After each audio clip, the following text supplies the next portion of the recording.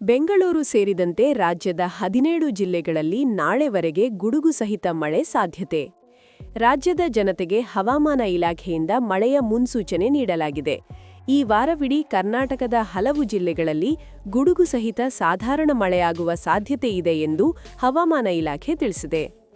March 17 ಹಾಗೂ 18ರಂದು ರಾಜಧಾನಿ ಬೆಂಗಳೂರು ಸೇರಿದಂತೆ ರಾಜ್ಯದ ಒಟ್ಟು 17 ಜಿಲ್ಲೆಗಳಲ್ಲಿ ಭಾರೀ ಮಳೆಯಾಗುವ ಸಾಧ್ಯತೆಯಿದೆ.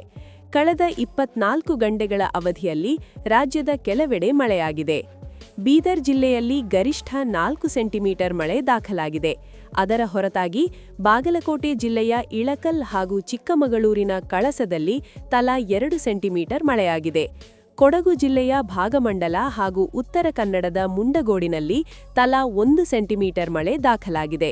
ಇನ್ನು ಬೆಂಗಳೂರು ಗ್ರಾಮಾಂತರ ಜಿಲ್ಲೆಯ ದೊಡ್ಡಬಳ್ಳಾಪುರ ಮತ್ತು ದೇವನಹಳ್ಳಿ ಭಾಗಗಳಲ್ಲಿ ತುಂತುರು ಮಳೆ ಆಗಿದೆ. ದಕ್ಷಿಣ ಒಳನಾಡಿನ ಜಿಲ್ಲೆಗಳಾದ ಕೊಡಗು, ಹಾಸನ, ಮೈಸೂರು, ಚಿಕ್ಕಮಗಳೂರು, ದಾವಣಗೆರೆ, ಬೆಂಗಳೂರು ಗ್ರಾಮಾಂತರ, ಬೆಂಗಳೂರು ನಗರ, ಕೋಲಾರ ಹಾಗೂ ರಾಮನಗರ ಜಿಲ್ಲೆಗಳ ಕೆಲವೆಡೆ ಗುಡುಗು ಸಹಿತ ಸಾಧಾರಣ ಮಳೆಯಾಗುವ ಸಾಧ್ಯತೆಯಿದೆ. ಮಳೆಯ ಸಮಯದಲ್ಲಿ ಗಂಟೆಗೆ 30ರಿಂದ 40 ಕಿಲೋಮೀಟರ್ ವೇಗದಲ್ಲಿ ಬಲವಾದ ಗಾಳಿ ಬೀಸುವ ಸಾಧ್ಯತೆ ಇರುವುದರಿಂದ ಸಾರ್ವಜನಿಕರು ಎಚ್ಚರಿಕೆ ವಹಿಸುವಂತೆ ಹವಾಮಾನ ಇಲಾಖೆ ಸೂಚಿಸಿದೆ.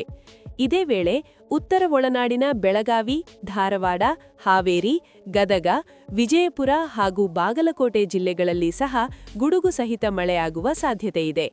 ಕರಾವಳಿ ಭಾಗನ ಉಡುಪಿ ಹಾಗೂ ಉತ್ತರ ಕನ್ನಡ ಜಿಲ್ಲೆಗಳಲ್ಲಿ ಸಾಧಾರಣ ಮಳೆಯಾಗುವ ನಿರೀಕ್ಷೆಯಿದ್ದು, ದಕ್ಷಿಣ ಕನ್ನಡ ಜಿಲ್ಲೆಯಲ್ಲಿ ಮಾತ್ರ ಒಣ ಹವಾಮಾನ ಮುಂದುವರಿಯಲಿದೆ ಎಂದು ಹವಾಮಾನ ಇಲಾಖೆ ಮಾಹಿತಿ ನೀಡಿದೆ. ಒಟ್ಟಿನಲ್ಲಿ ರಾಜ್ಯದ ಹಲವು ಜಿಲ್ಲೆಗಳಲ್ಲಿ ಮಳೆಯ ಸಾಧ್ಯತೆ ಇರುವುದರಿಂದ ಜನರು ಎಚ್ಚರಿಕೆಯಿಂದ ಇರಬೇಕು ಎಂದು ಅಧಿಕಾರಿಗಳು ಸಲಹೆ ನೀಡಿದ್ದಾರೆ.